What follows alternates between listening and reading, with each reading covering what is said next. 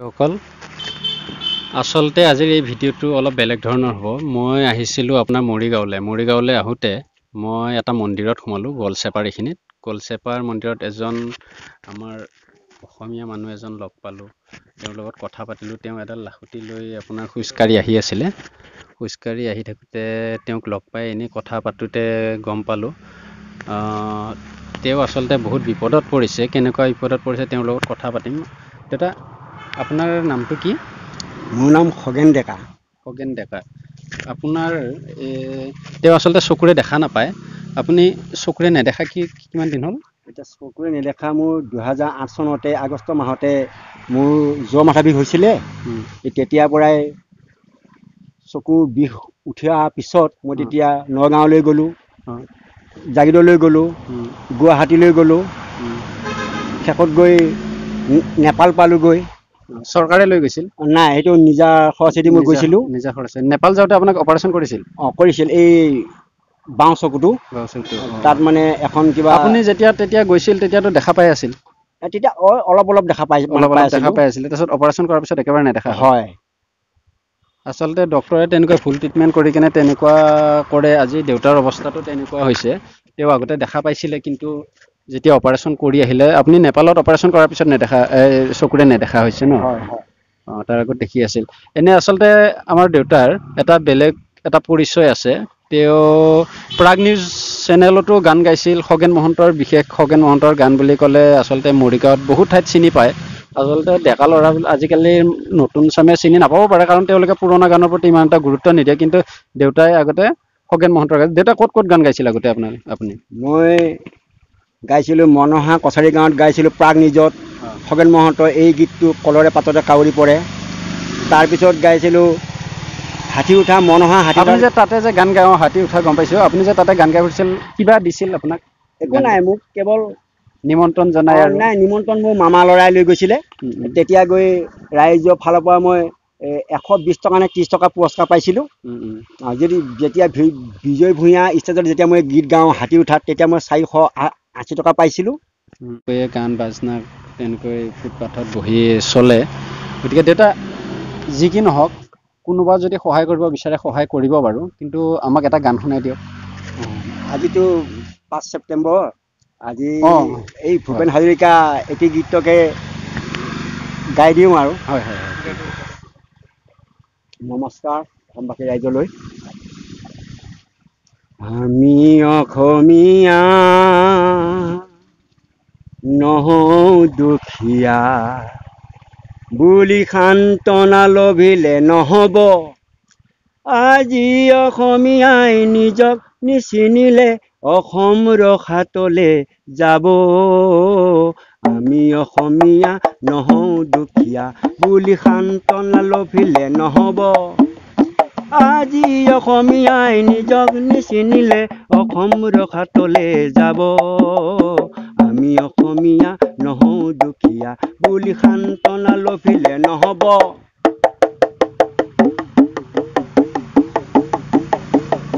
নানা জাতি উপজাতি ৰহণীয়া কৃষ্টি বুলি আঁকোৱালি লৈ হৈছিল সৃষ্টি এই মোৰ অসম দেশ।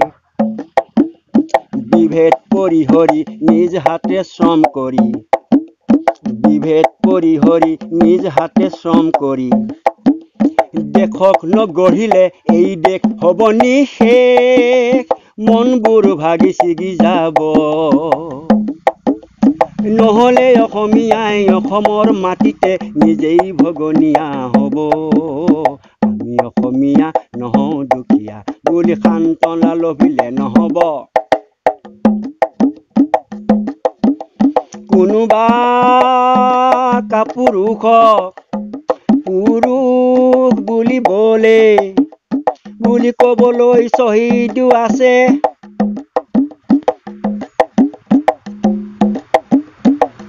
আপোন মাতৃ অশ্ৰু নমচিলে বিশ্বৰ প্ৰেম হ'ব বৃথা।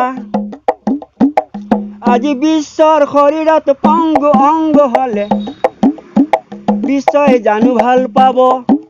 পৃথিৱীৰ জননী সচেতন নহলেও প্ৰাপ্য থিতাতে হেৰাব আমি অসমীয়া নহওঁ দুখীয়া বুলি সান্তনা লভিলে নহব প্ৰতি অসমীয়াই কি কৰা উচিত আপোন মাতৃ অশ্ৰু নমচিলে বিশ্বৰ প্ৰেম হব বৃথা আজি বিশ্বৰ শৰীৰত পংগু অংগ হলে বিশ্বই জানো ভাল পাব আজি বিশ্বৰ শৰীৰত পংগু অংগ হলে বিশ্বই জানো ভাল পাব পৃথিৱীৰ জননী সচেতন নহলেও প্ৰাপ্য থিতাতে হেৰাব আমি অসমীয়া নহওঁ দুখীয়া বুলি সান্তনা লভিলে নহব অসম মৰিলে আমি মৰিম বুলি ক'বলৈ কোনো জনাই আজি বুলি কোনে কয় আমি অসমীয়া নহওঁ দুখীয়া বুলি সান্তনা লভিলে নহব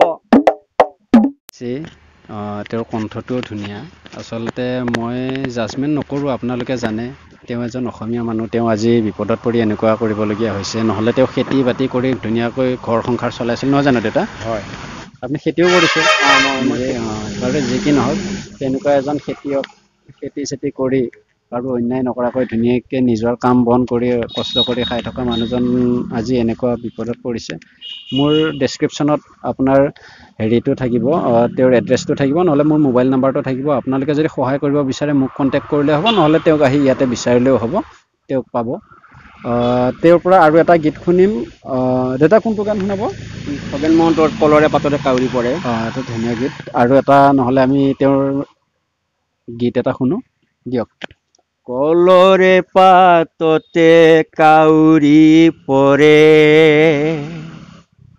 আগলতি চিত মোৰ লৰে চৰে দুম দুম দবাতে কোনে কোব মাৰে আহাৰৰ ডাৱৰৰ আৰে আৰে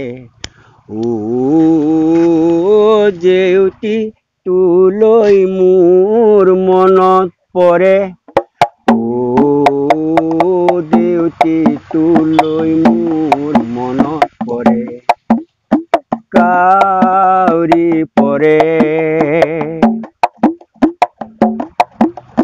পাখিত পাখি লগাই জাকি মাৰি উৰে বক জাকি মাৰি উৰে পাখিত পাখি লগাই জাকি মাৰি উৰে বক জাকি মাৰি উৰে উৰণীয়া মন মোৰ বান্ধিব নোৱাৰো উৰণীয়া মন মোৰ বান্ধিব নোৱাৰো জেউতি তোৰ কাষলৈ উৰা মাৰে কাউৰী পৰে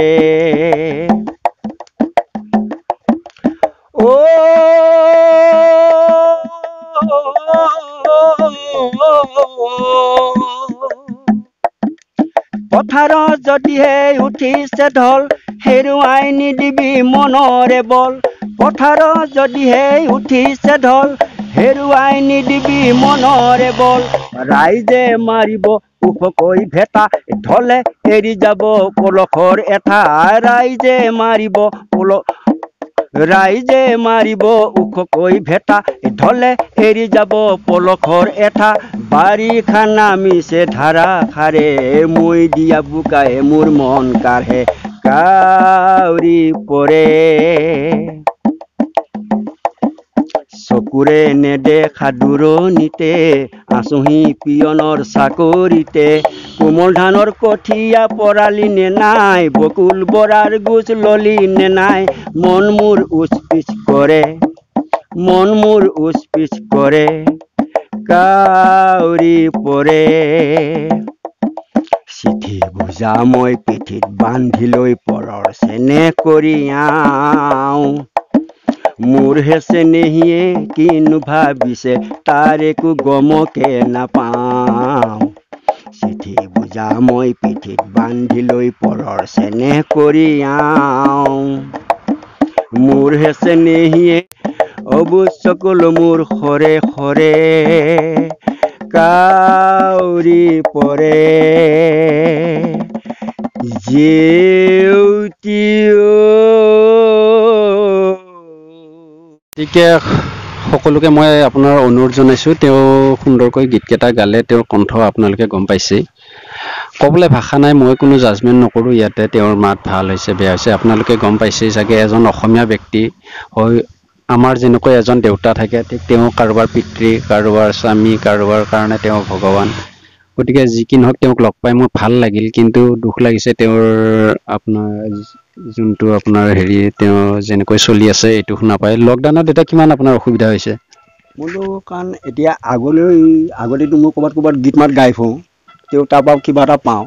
এতিয়াতো লগ বন্ধৰ পৰা আজিতো 7-8 মাহ ধৰিতো একোৱেই নাই, ক'তো মানে চলিবলৈ অসুবিধা হৈছে আৰু। চলিব অসুবিধা হৈছে বাৰু। আপোনালোকে সহায় কৰিব বুলি মই আশা ৰাখিলোঁ, আপোনালোকক হাত জোৰ কৰি কৈছোঁ। তেওঁক কিবা এটা সহায় কৰিব। ইয়াত আপোনাৰ গলচেপা মন্দিৰৰ, মৰিগাঁৱৰ গলচেপা মন্দিৰ বুলি ক'লে সকলোৱে চিনি পায়।